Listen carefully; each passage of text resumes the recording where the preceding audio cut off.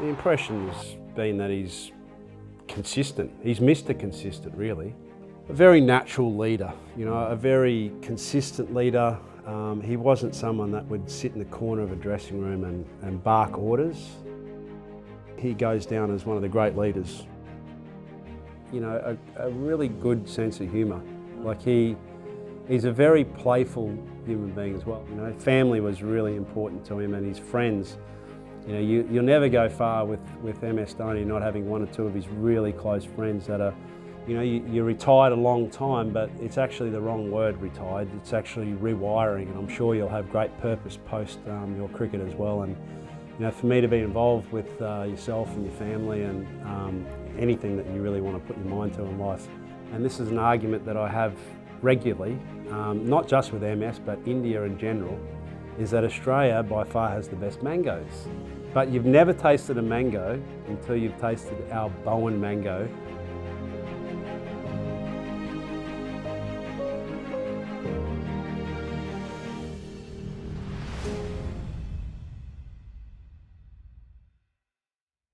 Mr. Matthew Hayden, welcome to India News YouTube here in Brisbane. It's a profound pleasure to have you with us. Pleasure's all mine, Ash. To talk about something which is so close and so close to the hearts of 1.3 billion people in India, and that is the retirement of Mr. Mahendra Dhoni, the Indian skipper, in all three formats: Test match, One Day International and T20. So we want to know your impressions, your experiences with him, playing against him, playing as a teammate with him in Chennai Super Kings. So we want to start by asking you, when was the first time you saw Mr. Mahendra Dhoni, and in what format did you play against him for the first time, and what was your first impression of him? You probably put me on the spot there a little bit. I'm not sure. It would have been for Australia versus India. And I think it may have been in a one-day match. But regardless of when I first saw him, the impression has been that he's consistent. He's Mr Consistent, really. And it's probably worth mentioning as well that with Thala retiring as well, you've got Jinnat Thala and his little mate from up there in Delhi as well, Suresh Raina, that went out with MS Dhoni, and that doesn't really surprise me at all, because those two are just thicker than thieves. When Chennai first formed its combinations, and I was a part of the inaugural IPL, there was myself in one room with our doors open to each other, MS Dhoni and mine, and our doors open to the corridors. And there wasn't a directive that, he was captaining the sort of local boys, and, I had the leadership group from, the overseas players. That didn't come from hierarchy down, but it was sort of like a bit of a gentleman's agreement in many ways, that it was important to have communication going all ways, to each other, to our teammates, and that transparency really has been, I think, benchmarked for the success of Chennai within the IPL. So MS was a very natural leader, a very consistent leader. He wasn't someone that would sit in the corner of a dressing room and bark orders. He very much left words secondary to actions, and he was a leader that led from the front. MS became a test player in 2005, and then in 2008 he became the captain of the Indian test cricket team. And he's not really known for his test record and things like that, but under him, Indian team became number 1 for the first time in test cricket rankings, in ICC test cricket rankings. How do you see him as a player, as a captain, also as a keeper in the test format? So have you been sort of following his test career a little bit? Yeah, look, I think a little bit like Adam Gilchrist, MS was an impact player. I mean, there are people that you pick on just sheer volume of runs and the consistency of runs. I don't think that, even though both, strategically their record is outstanding, But I don't think that was what we commanded of Adam Gilchrist. I mean, you had 4 or 5 players that above Adam Gilchrist that, you know, had the role to be able to be the Mr., you know, committed and determined to score runs heavily and consistently. But there are very few players like an Adam Gilchrist that can take a game away from an opposition. MS Dhoni had that particular sort of quality. It seems like his background, you know, growing up in a small country town in Ranchi was that sort of backs up against the wall, and there's MS Dhoni fighting his way out of it. It was that sort of style or that sort of nature that I guess overseas players really kind of, you know, feared the most about MS. The fact that he could produce some extraordinary innings on his own bat. Mahendra Singh Dhoni, for many, was the king of limited overs, and he won the World Cup in 2007, the ICC T20 in South Africa. Then 2011, they won the One Day International World Cup, and then in 2013, the Champions Trophy. He was considered as one of the best finishers of all times here in Australia under stiff situations. He has won matches despite being once hit on the head by Mitchell Johnson. He still came back and he played and he won the game.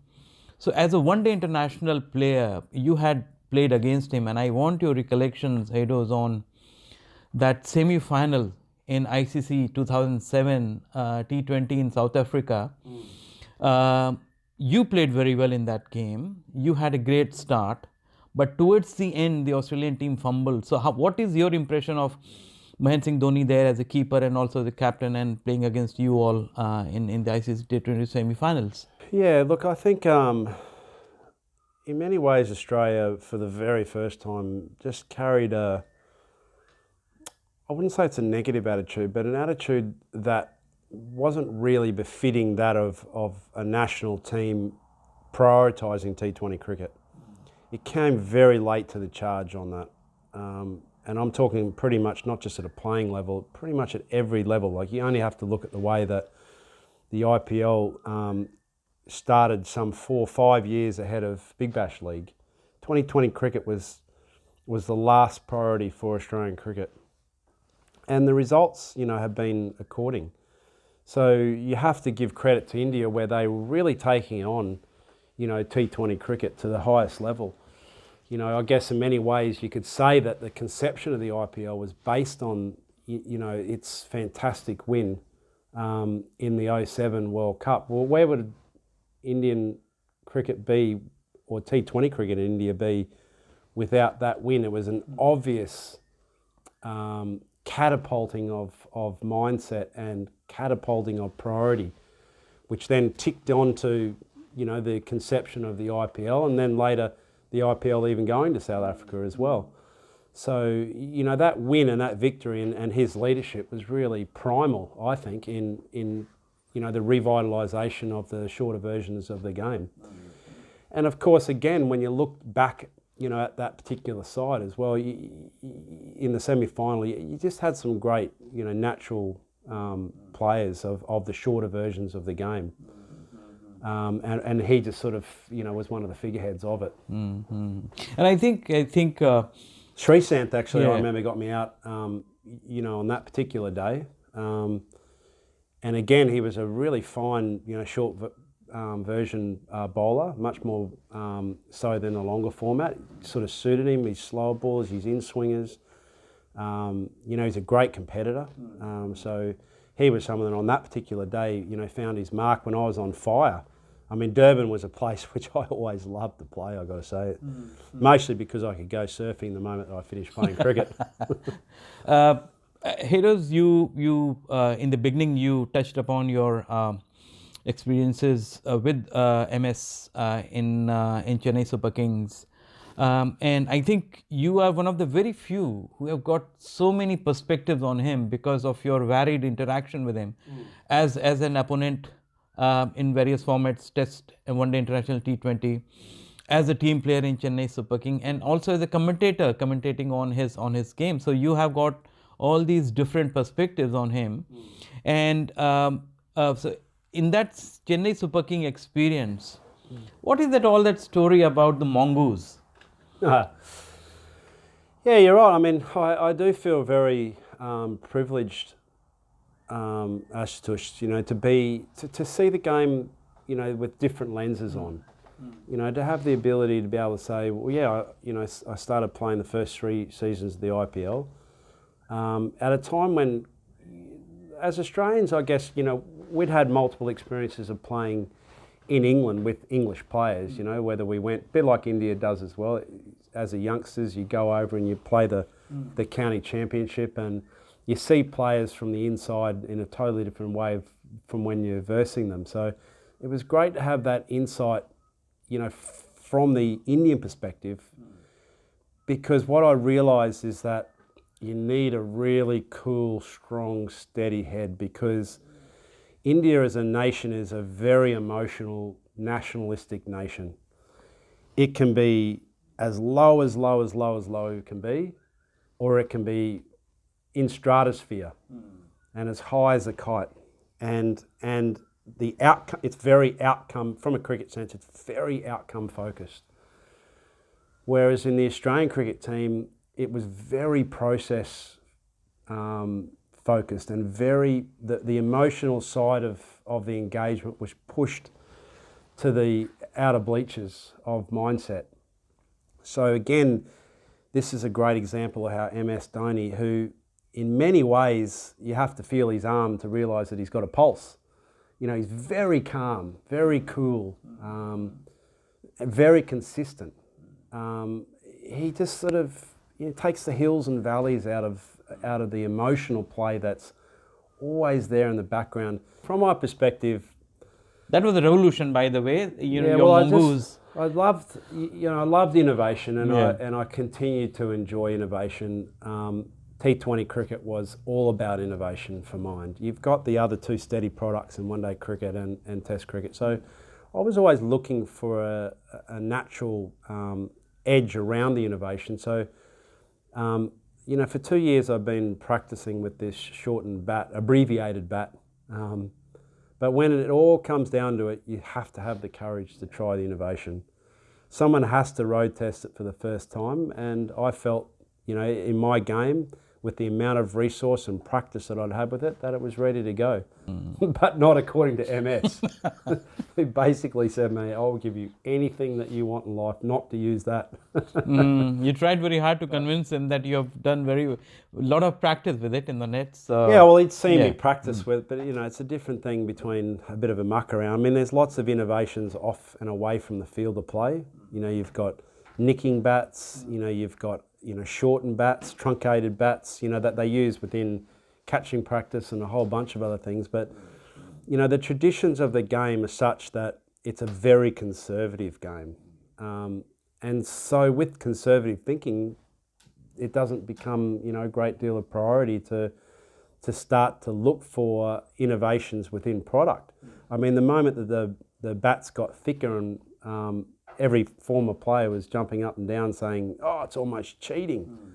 Well, you know what, if you get to the gym and you're strong enough to wield an axe out in the middle, I think play on. You know, that's the natural advantage of working hard away from the field so that you can actually progress on the field. That's the whole point of training. So, you know, I love the innovations, and I think, you know, games like cricket, they need refresh. So I was pretty strong. I mean, MS and I had our difference of opinions, but, you know, respectfully as well, he was, you know, would back you 100%. And as you said, the Cricket Australia was also in awe of MS's talent and skills and capabilities, and I think that is why Cricket Australia named him as the ODI team of the decade's captain, and that's very befitting sort of a tribute to MS, and because how he has played over here. And so you back that kind of honor conferred upon him. Oh yeah, no doubt. I think you know, MS will in time. I mean, MS does not play the game for any kind of honor or any kind of like situation where he's put on a pedestal. I mean, MS is a very quiet individual. that takes his responsibility to India and to his team very seriously. But having said that, you know, he's also got, you know, a really good sense of humour. Like he's a very playful human being as well. I can remember one experience where a boat that was manufactured here out of the Gold Coast, very famous boat building company called Riviera. And a friend of mine had actually bought one of these Rivieras, a 61-foot boat, and was shipped over here and delivered into Chennai Harbour. And one night we all as a team decided to go out onto this boat in the middle of the harbour, and we went outside for a little bit and explored the beautiful sea and coastline, and came back in, and you know, we're having an Indian meal and bomb diving off the side of the boat. I got this great photo of Partiv Patel fully off the side of the boat, both hands in the air before he bit the water. But he's a great fun personality. He was always looking for opportunities, you know, whether it be his hunting or his cycling. I mean, he took the game very seriously, but he was also able to mentally take a break. You know, family was really important to him, and his friends.